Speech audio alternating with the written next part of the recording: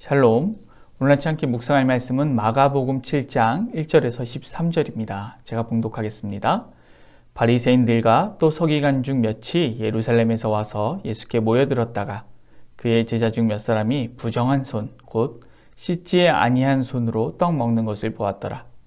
바리새인들과 모든 유대인들은 장로들의 전통을 지켜 손을 잘 씻지 않고서는 음식을 먹지 아니하며 또 시장에서 돌아와서도 물을 뿌리지 않고서는 먹지 아니하며 그 외에도 여러 가지를 지키어오는 것이 있으니 잔과 주발과 놋그릇을 씻음이러라. 이에 바리새인들과 서기관들이 예수께 묻되 어찌하여 당신의 제자들은 장로들의 전통을 준행하지 아니하고 부정한 손으로 떡을 먹나이까? 이르시되 이사야가 너희 외식하는 자에 대하여 잘 예언하였도다. 기록하였으되 이 백성이 입술로는 나를 공경하되 마음은 내게서 멀도다. 사람의 계명으로 교훈을 삼아 가르치니 나를 헛되이 경배하는도다 하였느니라. 너희가 하나님의 계명은 버리고 사람의 전통을 지키느니라. 또 이르시되 너희가 너희 전통을 지키려고 하나님의 계명을 잘 저버리는도다. 모세는 내 부모를 공경하라 하고 또 아버지나 어머니를 모욕하는 자는 죽임을 당하리라 하였거늘 너희는 이르되 사람이 아버지에게나 어머니에게나 말하기를 내가 드려 유익하게 할 것이 고르반 곧 하나님께 드림이 되었다고 하기만 하면 그만이라 하고 자기 아버지나 어머니에게 다시 아무것도 하여 드리기를 허락하지 아니하여 너희가 전한 전통으로 하나님의 말씀을 폐하며 또 이 같은 일을 많이 행하느니라 하시고. 아멘. 예수님께서 놀라운 사역을 이어나가시자 바리새인들과 서기관들 중 몇 사람이 예루살렘으로부터 예수님께 왔습니다. 이들의 온 목적은 무엇일까요? 우리가 2절을 통해서 바로 알 수 있습니다. 그의 제자 중 몇 사람이 부정한 손, 곧 씻지 아니한 손으로 떡 먹는 것을 보았더라. 제자들 중에서 씻지 않은 손으로 음식 먹는 것을 본 것입니다. 그래서 어떻게 했습니까? 5절입니다. 이에 바리새인들과 서기관들이 예수께 묻되 어찌하여 당신의 제자들은 장로들의 전통을 준행하지 아니하고 부정한 손으로 떡을 먹나이까? 예수님의 제자들이 왜 장로들의 전통을 지키지 않느냐? 부정한 손으로 음식을 먹느냐? 묻습니다. 이들은 예수님의 이 놀라운 사역에 동참하거나 응원하러 온 것이 아닙니다. 예수님의 사역을 견제하고 비난할 틈을 찾기 위해서 온 것입니다. 이에 예수님께서는 이사야서를 인용하시면서 이 백성이 입술로는 나를 공경하되 마음은 내게서 멀도다 또 사람의 계명으로 가르치기 때문에 헛되이 경배한다 이렇게 말씀하십니다. 그리고 너희가 하나님의 계명은 버리고 사람의 전통은 지킨다 이렇게 말씀하시는데요. 8절 9절입니다. 너희가 하나님의 계명은 버리고 사람의 전통을 지키느니라. 또 이르시되 너희가 너희 전통을 지키려고 하나님의 계명을 잘 저버리는 도다. 우리가 신앙생활을 하다 보면 하나님의 계명 그리고 사람의 전통이 혼재되어 있는 경우를 많이 볼 수 있습니다.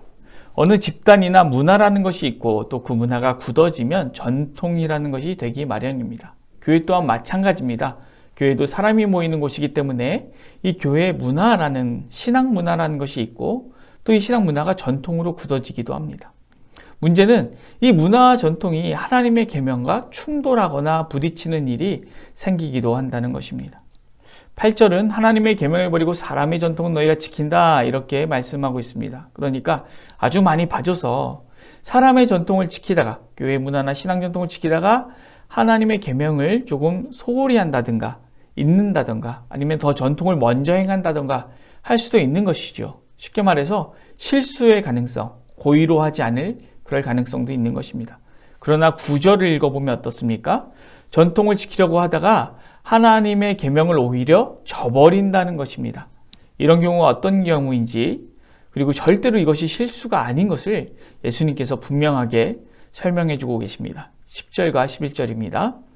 모세는 내 부모를 공경하라 하고 또 아버지나 어머니를 모욕하는 자는 죽임을 당하리라 하였거늘 너희는 이르되 사람이 아버지에게나 어머니에게 말하기를 내가 드려 유익하게 할 것이 고르반 곧 하나님께 드림이 되었다고 하기만 하면 그만이라 하고. 이스라엘 백성들이 지키는 율법을 토라라고 합니다. 우리로 치면 모세오경이죠.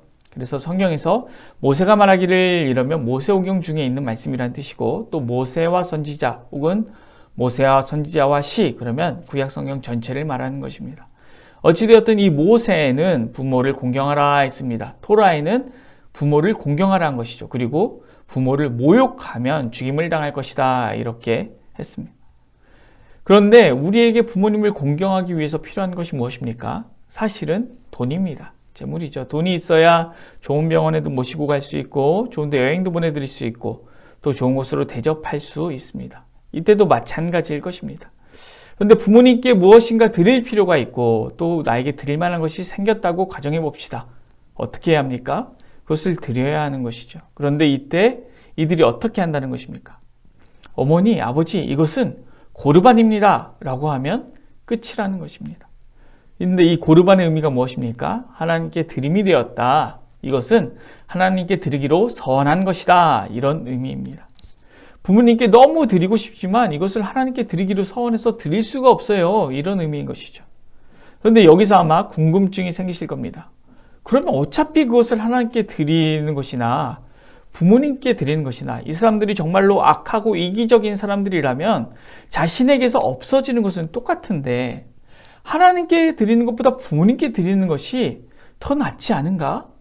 이런 의문이 생길 수 있습니다. 그렇죠. 하나님께 드리나 부모님께 드리나 나에게서 없어지는 것은 똑같고 또 부모님께 드리면 부모님께 사랑도 받고 또 심지어 나중에 상속도 받을 수 있는데 부모님께 드리는 것이 더 낫지 않겠습니까? 그런데 이 사람들은 이 고르반이라는 것을 우리가 생각하는 것보다 훨씬 더 악하게 사용하고 있습니다. 이 사람들은 이 고르반이라는 것을 순수하게 사용하고 있는 것이 아닙니다. 어떠한 재산이든 고르반이라고 선언하는 순간 그것을 아무도 건드릴 수 없게 됩니다. 나에게 얼마의 땅이 있든 얼마의 밭이 있든 어떤 창고가 있든지 어떤 양떼가 있든지 아니면 나의 귀중한 물품들을 항아리에 가득 넣어놓고 그 항아리 위에 고르반이라고 써놓기만 하면 그것은 그 누구도 건드릴 수가 없는 것이죠. 그러면 그것을 하나님께 가져다가 드려야 하는 것 아닙니까? 그런데 꼭 하나님께 드리는 것이 아니더라도 제사장에게 남자의 경우는 50세겔, 여자의 경우 30세겔만 내면 고르반을 물을 수 있습니다. 또한 형편이 이에 미치지 못하는 사람의 경우 제사장이 임의로 고르반을 취소하는 가격을 책정해 줄 수도 있습니다. 우리가 당시 세겔의 가치를 정확히 알 수 없지만 마태복음에서 성전에서 들어가는 비용이 반세겔이었던 것을 생각하면 30세겔은 성전에 60번 정도 들어갈 수 있는 정도의 비용입니다. 그러니 고르반이라고 외쳐서 하나님께 소환하는 제물의 가치가 얼마나 많은지 그것은 아무 상관없이 30세겔에서 50세겔만 내면 그것은 재산을 완전히 지킬 수 있는 너무나도 좋은 방법인 것이죠. 예수님께서는 이렇게 재산을 지키고 부모를 공경하지 않는 모습을 보면서 그리고 이것에 기생해서 이러한 시스템에 기생해서 먹고 살고 있는 종교 지도자들을 향해서 그들이 과연 하나님의 계명을 지키고 있는 것인가 꾸짖고 계신 것입니다. 그리고 이뿐만 아니라 이와 같은 일들을 너희가 많이 행한다라고 하십니다. 여러분, 우리는 어떻습니까? 우리가 하나님의 계명을 지키는 방법은 어떻습니까? 제가 여러분 예를 든 적이 아침 묵상 가운데도 있는 것 같고 설교 가운데도 있는 것 같은데 이 청소년 사역을 하다 보면 학생들이 묻습니다. 술 먹으면 지옥 가요? 담배 피면 지옥 가요? 무슨 뜻이죠? 지옥만 가지 않는다면 어떤 나쁜 일도 하겠다는 것입니다. 지금 이들의 모습이 이와 같습니다. 부모를 공경하지 않아도 처벌만 받지 않는 꼼수를 찾아서 그 무엇이든 행하겠다는 것입니다. 우리의 생활도 이런 모습이 많지 않습니까? 나의 마음이 온전히 하나님의 법을 사랑해서 그것을 지키기 위해 애를 쓰는 것이 아니라 처벌만 받지 않는다면 어떻게든 꼼수를 찾아내는 그런 모습 말입니다. 주일에 교회만 오면 주일은 하나님께 집중하는 것이 아니라 무엇이든 해도 되는 그런 날 혹시 아닙니까? 11조나 헌금만 하면 나의 재산은 하나님의 소유가 아니라 나의 것이요. 그래서 이 나머지는 악한 일에도 쓰고 나쁜 일에도 쓰고 내 마음대로 쓰겠다. 그리고 어려운 사람을 돕는 일에는 인색하겠다. 이렇게 하고 있지는 않습니까?